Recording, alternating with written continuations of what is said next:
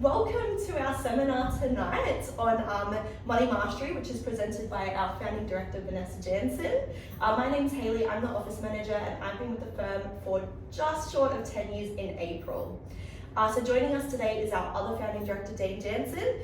Dane is an expert in the finance industry and brings a wealth of knowledge and experience to the table. Dane has a passion for investment markets and has been a speaker at numerous seminars, sharing insights and best practices with audiences around the world. Over to you. Thank you, Hayley. I just want to say thank you very much for joining us tonight. What Vanessa is going to cover off on is, as I mentioned earlier, we did another session earlier today, and it was a great session.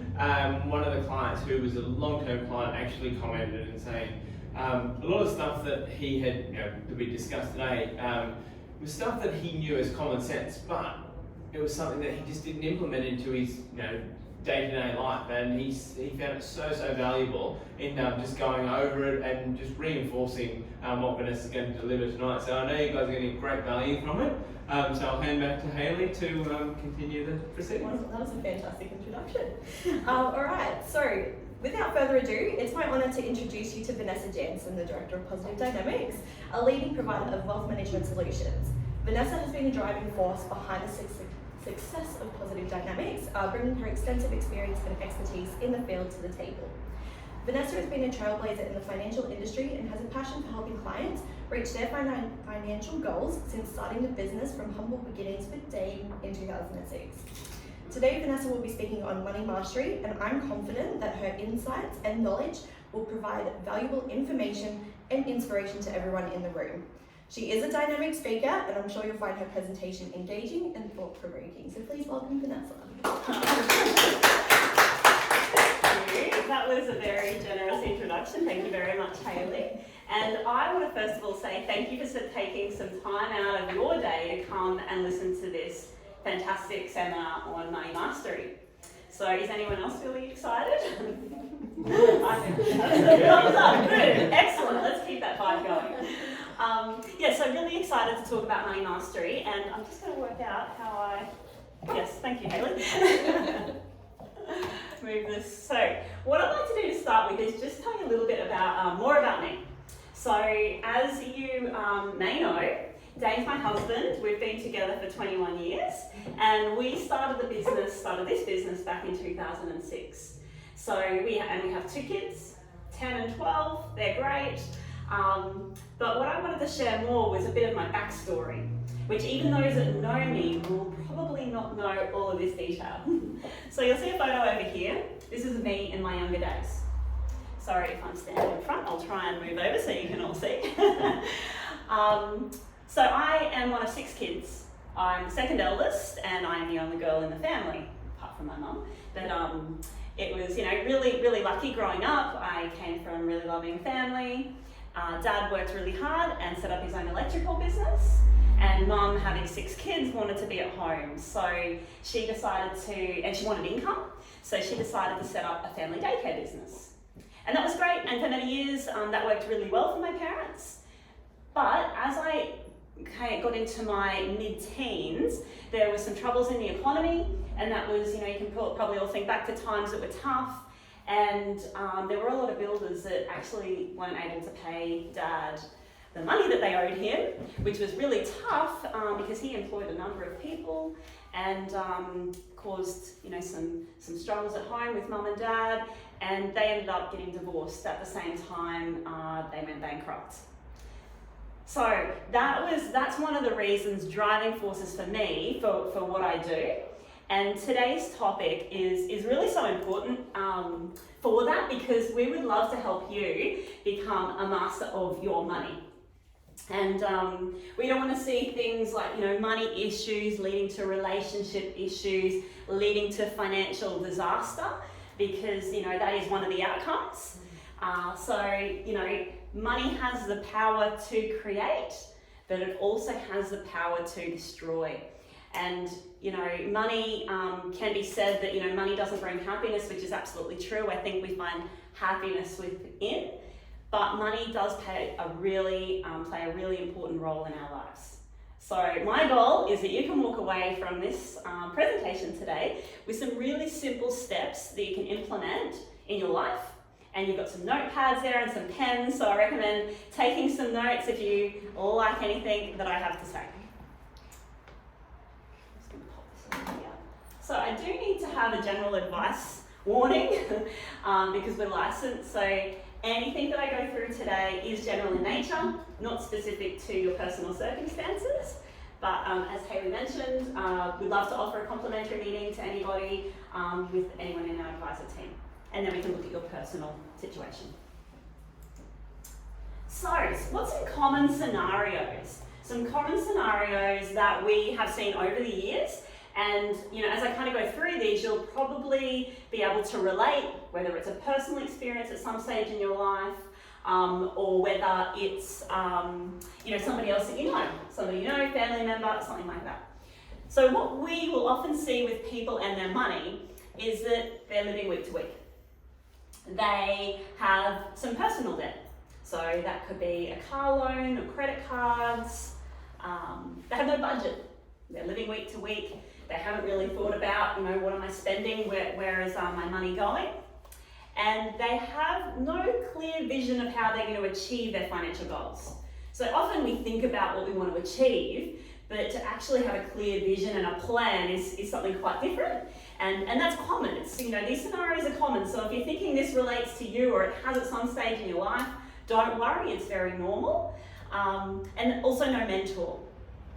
And I say that because we're never taught about money at school. We're never taught the basic strategies that we need to set ourselves up for success. And that's really what we're going to go through today, just some simple steps to set you up for success and become a master of your money. Move that again. So I want to give you an example of what I went through, just in case you weren't relating to it at all. This is somebody, some clients, they're still with us today, but they came to us in 2015. And in 2015, they were in their mid-30s. And just a bit of a picture of what they look like. She's an accountant and he is a correctional officer. So they've both got a good income, steady job, but they're living week to week. They've got a couple of kids, a young family, and they're just finding it hard to get on top of things because they also have what they call massive debt. And when we talk about massive debt, their debt was larger than the value of their assets. So they weren't really seeing how they could get out of that kind of treadmill that they were on. They had no budget, no spending plan, and no mentor. So pretty simple of that scenario I was just painting earlier.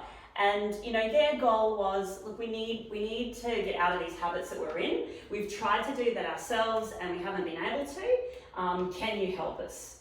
And they've been with us for a really long time now, and they're in a really great position. But it is possible. If you're thinking it's not possible, it always is possible. Sometimes you just need to reach out and get someone to help you. If it's not working, trying to do it yourself. And if anyone has any questions as I'm going through, please feel free to interrupt me or keep it for the end, jot it down and keep it for the end, because I like it to be as interactive as you need. So step one is having a money plan. So what we're talking about there is really just listing out your expenses. So it sounds like a simple thing to do, but what we need to do is be brutally honest with yourself about where your money's going. What we can, what's easy is, those fixed expenses. So it could be, things like the mobile phone bill, the electricity, fuel even, that's a pretty standard from week to week. But the things that we normally need to get honest with and that we don't like to are more of the luxury items, the leisure items. Shopping. Thank you. I didn't have shopping on my list, but that is a very good one. I was going to say coffees even. I have a client who we've been working with for a long time. She's been widowed. She's in a great financial position, and she has a younger daughter in her mid-20s, who's also in a great financial position because she's been lucky to inherit some money. But it doesn't change the fact that there's some spending habits that need to change. And when she wants to buy a house, and when we had a look at one of our advisors in our team, Justine, sat down with her and got her to put a budget, she was alarmed with how much money she was spending on coffee. Not just for herself, her partner, one coffee a day, at least, each. They're $70 a week. You know, if you're trying to get ahead in life and you're wanting to become a master of your money, just give some thought to and be honest with yourself about where your money's going. Is it shopping? Is it coffee? Is it takeaway? Are you taking your lunch to work each day, or are you buying it? Stop looking at me. She's like, coffee, yes. Shopping, yes. Pasta's coming, yes.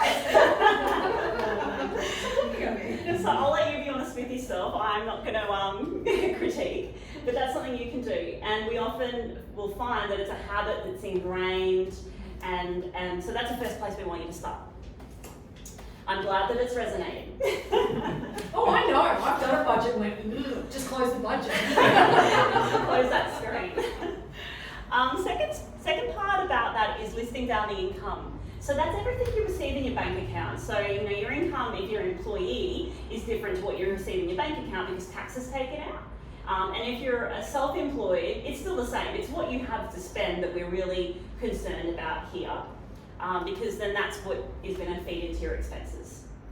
So we've got a really great tool. So it's this Money Smart website that we're going to have a look at in a moment. So this is what it looks like, but I'm just going to let Hayley bring it up so that I can show you how fantastic this tool is. So you can see that if you want to write down the site there. I'll get you to type some numbers in for me though. Sorry, I'm going to help Hayley out here. So the great thing is it says it should take no more than 20 minutes. So we all got 20 minutes that we can, you know, invest in ourselves. Good, I'm seeing some nods. And we just jump down into this bit here. So you can view it in different ways. So I'm just going to view it in an annual view, but we can look at take-home pay. So weekly or fortnightly. Why don't we just put $1,000 a week in there? And you'll see that automatically calculates. If you've got a partner's income, let's put in there $2,000 a fortnight. Excellent, so we've got that there, and you can go through and put all the other different forms of income that you receive. And then you can go in and put some expenses in. So we could put in there $4,000 a month, or $5,000, doesn't matter. Just so you can see how that works. So that's $48,000 a year. And we'll go through all these different expenses in different categories, and I'll summarise it for you. So it says, well, there's income there of $104,000 a year into the bank account, and the expenses are $48,000 a year, so we're looking great. That's a good budget because we've got surplus. So jump in and use this tool. I know I was chatting with the advisor team as I was putting this presentation together, and Justine said that she actually particularly uses this tool herself because she just finds it so easy to use. You know, you can use different things. I use an Excel spreadsheet, but this is definitely better. Easy to use. So we'll just jump back to the presentation. Okay, so I'm going to give you an example there of how that can be so helpful, just that tool alone. So this is a truck driver. He came to us in 2018, and at that time, in 2018, he's 57. We'll give him a name, let's call him John. So John was having some debt. So he had some personal debt, credit card debt, 3 cards, that he just found, I'm only paying the interest repayments, I'm not paying anything more, so I'm never going to pay this debt off. Same with a personal loan of $21,000 for timeshare. And he's been renting a long time, he's living week to week, and proof of that, he only has $500 in his bank account, and but he's got a good income, he's earning $100,000 a year. So what we did, and it wasn't myself, so this is a client that came in to see Hardik, another advisor in the team, and the solution for him was, number one, let's look at your budget, let's put together a spending plan, let's look at where you're currently allocating your money, and Hardik was adamant, I'm going to help you change these habits, I'm going to set you up for success, because we want to get you to be able to retire one day. Next thing he did was he found some spare money then in his budget. He started putting it away towards debt. And of course, Hardik played a crucial role in that, in being his professional advisor and keeping him accountable. Hardik went above and beyond than what we would normally do for people, because Hardik, genuinely wanted to see this truck driver succeed. And the outcome today, so years later, he now has $50,000 savings. It's amazing. He has no more debt, and he's set to now purchase a house. It is later in life for him, so we'll still be working on some other strategies, but this is amazing for him, because we're talking about a man who never thought he could retire, because yes, he might qualify for Centrelink, but Centrelink is nowhere near enough to pay off that debt. So there is an example of how a spending plan will help you so much. Second step is having a look at now how you can allocate that money. So you've got your budget, you've worked out where it's going, you've worked out you've got a couple of bad habits with shopping, coffees, takeaway, those things. But now let's look at what we would recommend as a benchmark that you actually do put aside.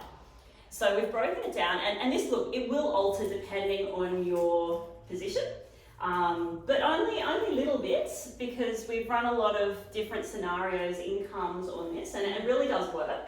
But you've got to be willing to make it work. You've got to have to change some habits. So we break it into 30% of your income goes to necessities. So that's the necessities in life. 10% goes to fun, so you can still have fun along the way. 20% will allocate to rent. 30% of your income will go towards your house fund. And this can be dependent. If you're renting, well, we've got an allocation for the rent fund, and then we're saving some money to buy a house. If you already have a house, we want to allocate 50% to the mortgage. I know it sounds like a big number, but we're talking here about money mastery and how we can set you up to really succeed financially in life. And then we still want savings, for a rainy day, for other things. So we say 10% towards savings. So you're probably wondering how that computes to your situation. So let me tell you without knowing what income you're on. I've got a few different scenarios. It looks like a busy screen, but hopefully this is going to be really easy for you to work out just even sitting there, and you can go home and work on it a little bit more. So we've got an annual income of $100,000 a year, $150,000 a year, and $200,000 a year. So combine the household income, yourself and your partner if you have a partner. If you don't, you're a single, and then have a look which bracket you fall into. And if it's less than 100, then reduce it. If it's more than 200,000, increase it. So if we have a look at the middle scenario, I'm just going to look at the 150,000, and we'll have a look at how that breaks down. So if we put away 30% of our income for necessities, that's $45,000 a year. You can have a look at how much that also breaks down to in a weekly amount. And we've got $15,000 a year for fun. So that might be the shopping, the takeaway, the coffees, all of those things. And also holidays, that needs to fit into that budget as well. We've got $30,000 a year set aside for rent. So if we have a look at the weekly rent amount, it is just shy of $600 a week. And I know we were in a bit of a rental crisis, so anyone that is renting, if that applies to anyone in the room, but it just gives you an indication of the things that you need to do to adjust maybe where you live so that you can get ahead in life. You don't want all your money going into that basket, because then it makes it really difficult for you to do anything else. And then we want to put $45,000, so 30% of that income, into a house fund, and or that full amount there into the mortgage. And then we still have $15,000 a year for savings. So you're probably thinking, Vanessa, $45,000 a year for necessity, and I think it was $15,000 a year for fun. That's not very much money, that's $60,000 a year. So what I wanted to show you is some numbers that are given to us from, it's ASPA retirement standards. So there's a link there that you can also jot down and have a look at. But this is data that's put together, it's live data, it's based on where we're at with inflation now. And it's for retired people, because retired people don't have an income coming in anymore, but it applies to everybody in the room. And what it does is it works out what a comfortable lifestyle is and what a modest lifestyle is, and then have a look if you're a couple or a single. And that's not, nothing from me, that is just what the average comes out at. So when you think about the $60,000 a year for fun and necessities, it really does fit into this scenario. And if you are spending more, it's probably just a bit of a nudge to say, let's have a look at how we're allocating the money so that I can get ahead. Now, this is a super busy screen because this is what you're going to find if you go onto that website. It's going to break it down. So I'll just show you here. So we've got a couple, we've got a single, and we've got a comfortable lifestyle or a modest lifestyle. It breaks it down. Can you see that okay at the back? Yeah. Breaks it down to a weekly amount for everything. So if I look down here, I can see hairdressing. We've got an allocation of $25 a week. And it continues over this side. If I want to jump down to the leisure items, well, we've got a budget there for Netflix. We've got a budget there for alcohol. We can still go out for lunches and dinners, and we can go on holidays overseas and local, but we've just got to maybe change some of the ways that we're spending money. So have a think about your spending plan, and I challenge you to then compare it to this data and see if you can make any adjustments. That is always a challenge. Okay, and then the other thing is if you've got more income, well then that means you've got more money than that I just showed you there, because I just went with a $150,000 example. 150,000. We all know what I'm talking about. So I have a question. Yes. How much is that per week if you're earning 150,000 a year? $150,000. Does someone have a quick calculator for me? Thank you. Dang. Good question, Linda.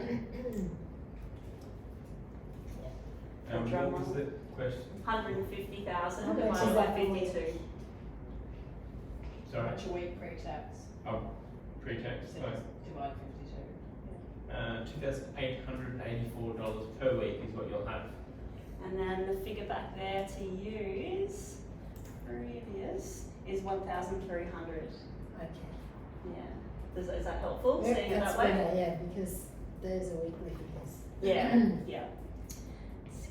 $8,000 a year. Yeah. It's very busy. It is a very busy screen. Jump online and you'll see that on that link. Oh, sorry. Okay. Next step. So we've got a bit of a spending plan together, and now we know that we want to have a look at how we're allocating our money. The next bit's to have a look at debt.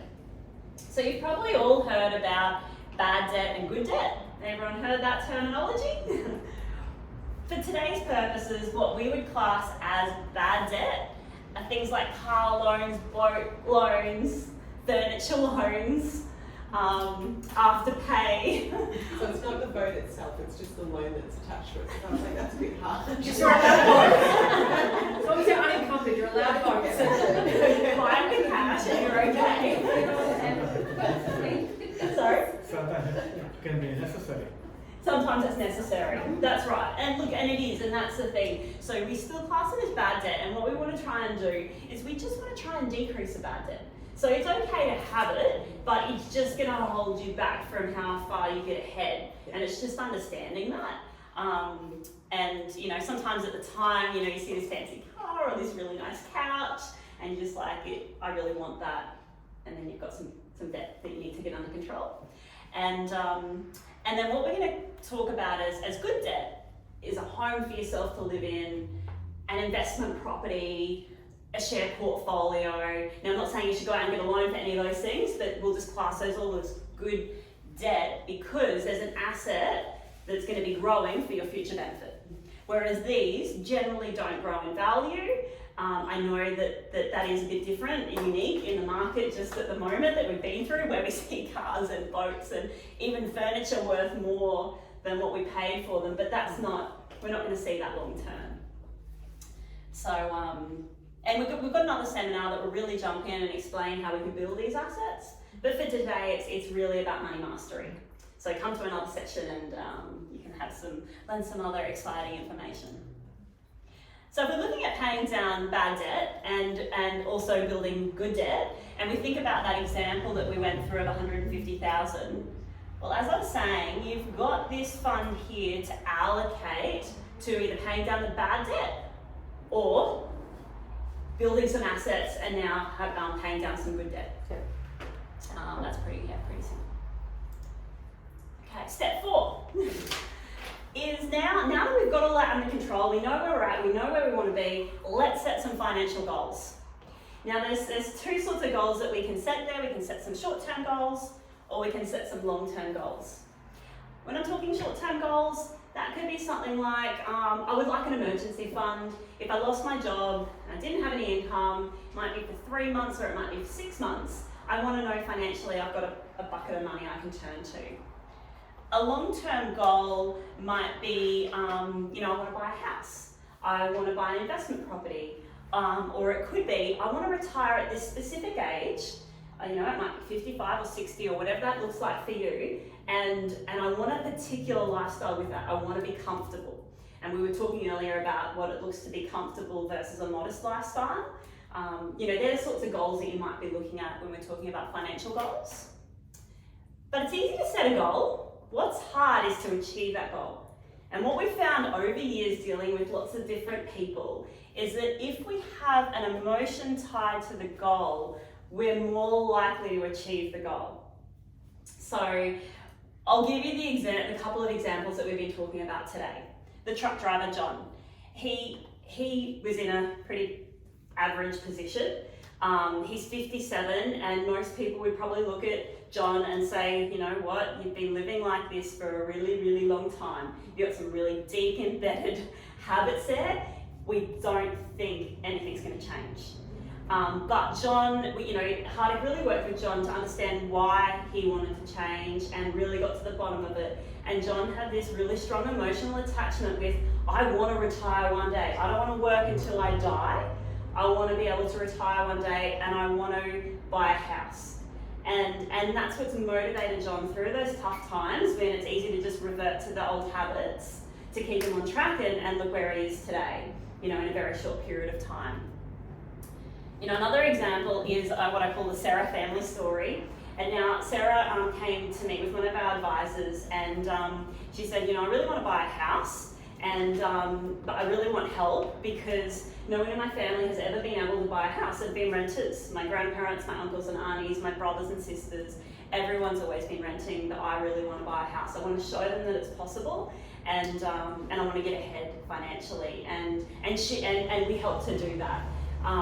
So if you can think about what your goal is that you write down and you have a really strong and emotional attachment to that goal, I can tell you are very likely to achieve it. If it's just like, I'd like to have a Ferrari one day, it probably won't happen. And the other thing I was going to say is it's really important to reward yourself along the way. When you're changing habits, you want to still give yourself some reward because we know that people really crave seeing progress and having that reward. So I'll give you an example. The lady that I was talking about earlier, her daughter that's been buying 2 coffees a day. She set herself a challenge and she said, okay, well if I can not do that for 2 weeks straight, I'm gonna then go out and buy coffee and I'm gonna have a lunch and it'll be a celebration and then I'm gonna get back to the goal. Not doing that and making a coffee at home. So, that's an example. That's an example. Feel free to drink a lot of coffee. I'm pretty sure we keep Z going. I think Jane keeps Monado going. So. We have to switch there too. I'm glad they're all profitable businesses thanks to the locals. Thanks to us. So the other thing that's important when we're setting financial goals is making sure that they're smart. And so when we're talking about smart goals, we want them to be specific. We want you to be able to measure them. They also need to be attainable for your position and relevant to your position. And then we want to have a timeline attached to it. And this is also going to help you achieve that goal if you can write down your goals in that way. And now again, I've got an example just over, which will just look at a goal. So if we want to buy a house, so I want to purchase a house for $800,000.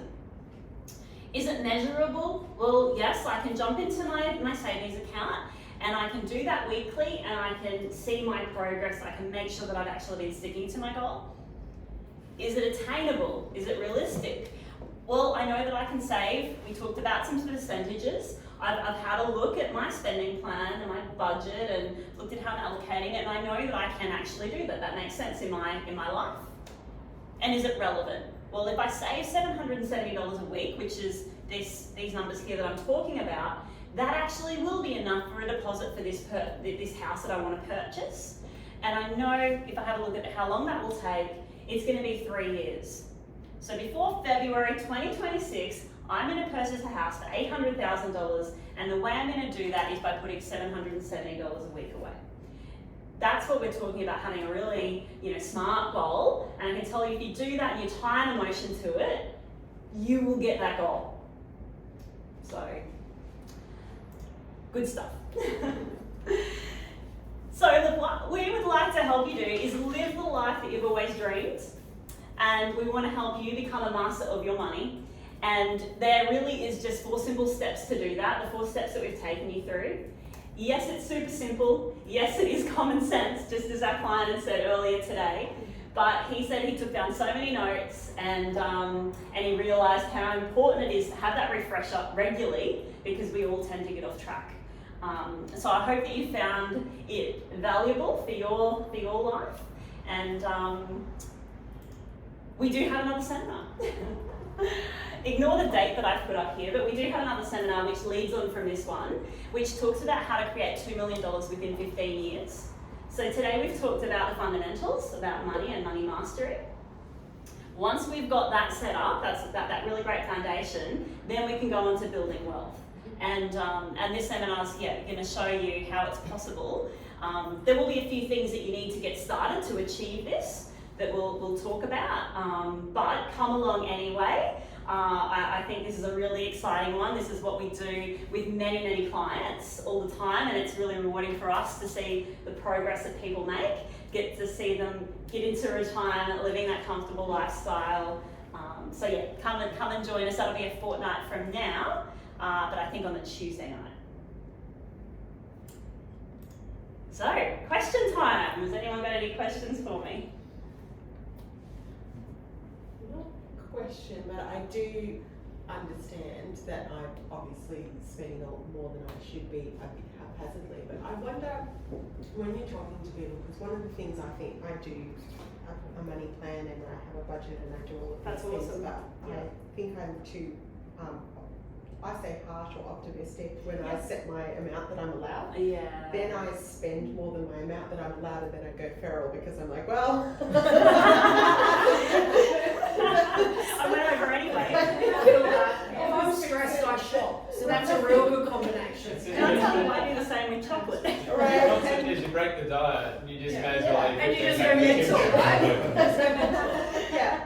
Yeah. So I suppose, I just thought that was something That's that I really- had identified from what you were saying Yeah. is where my kind of pain point is. Mm. Also very interested in, doing the maths based on, I'm not that excited about the modest lifestyle, but I'll look at it. and seeing how those percentages fit, Yes. like with my income and with my expenses. And I love some feedback as well when you do the exercise for yourself to see how that What I'm fits. curious about though, like, 'cause as you were saying with Mm. rental being bad, Mm. so my rent won't fit Fit into into my that budget, thing. yeah. So where should I take it from? Mm. Because I'm like, do I take it from fun? But then I send myself down that path, right? Which is The a bad miserable path.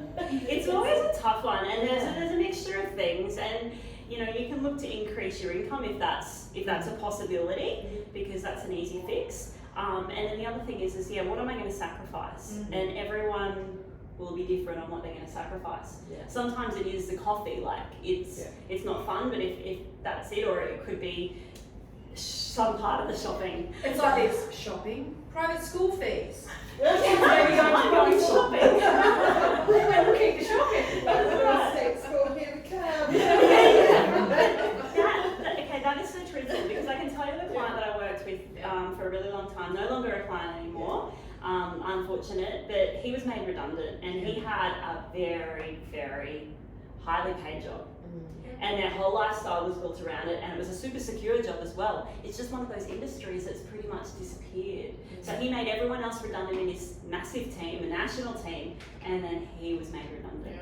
And he sent his kids to the top private school, he and his wife, and I told them that they needed to consider the private school fees just not affordable unless you get another job. You need to consider moving where you're living. There's a few significant changes you need to make, and they didn't make any of them. And then we ended up parting ways. And then they ended up having to sell their house, their family home that they'd had forever. And it was a really devastating thing to watch. So I just say, before you get there, make some changes to your position, and it might mean you have to make some sacrifices. But it will set you up for so much success. And I do know that it does, money creates relationship problems. And if you can avoid that, that is a very happy life.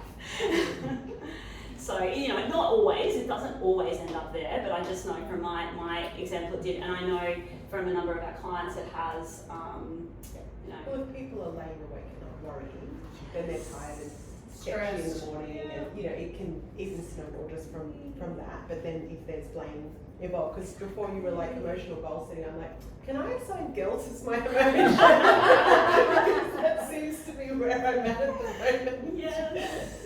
You can see how it ends up there, that's right. And I'm sure Kim would see it as a lawyer. All the time. You don't deal with divorce, but No, you would still see it. I see it a lot in partnerships and businesses. And What do you do? I'm a commercial and property lawyer, and I do estate planning. So even on the estate side, when people don't plan properly, it just goes. Money can just create so much problem in your life, and They say money doesn't make you happy, but you find that people with money are not stressed about money. That's a big chunk of stress. Happiness. Yeah. I think when you exist within capitalist world, then it's the thing that we have to use. Makes to it all go around, doesn't it? It is the Absolutely. key, Yeah. and you can't get away from it. You can can't. pretend, but No. you can't really get off grid from the money No. part. And what you were saying before about you have that sort of juggle about where that extra money has to come from, and as Vanessa said, it may be something that you have to sacrifice. I was only told a story today. Hardik had a client, guy that he was working with this guy for quite some time. This guy is 70 something years old. Can't remember quite the age, but no money. Next to no money left as his savings and those sort of things. Doesn't own a house, renting with his sister, those sort of things. His whole world's going to fall to pieces, and he actually said to Hardik that he's on the cusp of potentially being homeless. If something happens to his sister, who's older than him and passes away, he can't afford rent. And Hardik said, look, there's things we can look at, and rent assistance, this sort of thing, there's affordable living and whatnot. So they just jumped on the website and found a property in Logan. That was the closest property, and this guy currently lives at Palm Beach. Oh, couldn't go to Logan. That's what Hardik said. Mate, the reality is, what are your options? It's, if something happens to your sister, you're either going to be living on the street or living in Logan. It's a sacrifice one way or the other. So, and this is one of the things, you're better off to be able to try and control those sacrifices rather than be forced into it. So. I mean, there's certainly less diabolical. Of course. decisions No, I and- propose like that. Me too. To shop or not to shop? This guy's situation is quite dire, but it's the Yeah. same sort of thing. But it's a mentality, It's isn't a it? mentality of Yeah. make this sacrifice. No, I want to live at Palm Beach. Well, that's pretty Well, you expensive, can't afford right? to live at Palm Beach. And I guess that is when you look at your circumstance, when you're nothing even relating to that position, because you are financially, good income and those sorts of things, I'm assuming. The sacrifice you need to make is probably about what you want your future to look like. It's not about today. And if you could have more money later in life, if you could have the choice to work or retire early, that's really what you're talking about. Or having a comfortable lifestyle instead of a modest lifestyle when you retire. And I know that's one of the challenges we see with a lot of clients. It's not now at this time in our lives. It's when they do get to retirement, and then they have to make the really, really difficult decisions because they haven't, and they say that, I wish I had come to see you when I was 40, when I was 30, you know. But you can't, the less time we have, then the harder it is to get them there. There's no magic wand. The more time we have, it becomes easy. So give a strong emotional attachment to something that might be in the future rather than now, and then that might help you when you've set some targets for yourself. That even if you have gone over, because that's normal, that then I don't know, or maybe you do it only on a certain day or a certain month of every, you know, at every period. So you know that a feral moment is coming. You might be able to hold on. I'm going to have that feral moment on the first of the month, and then I'm not going to have another one for 2 months following that. Well, that can be a reward, right? You use that as your reward. As you go, okay, so here's some things I'm sacrificing and juggling, and once a month or once every couple of weeks, I'm going to go out and have a great time. And that's the feral moment. But you get that out of your system so you can be strong with the rest of it. And the truth is, you're not unique. Everybody else is the same, myself included.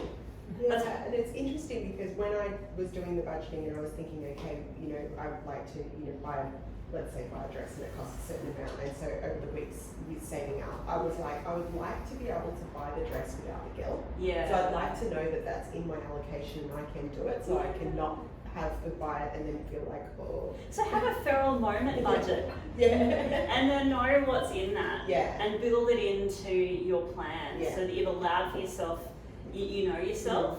And if you completely block that out, maybe it doesn't work for you. So rather than having often, then just reduce how much, just like the coffee. Rather than doing coffee every day, do coffee once a month or once a fortnight. Does that help? Does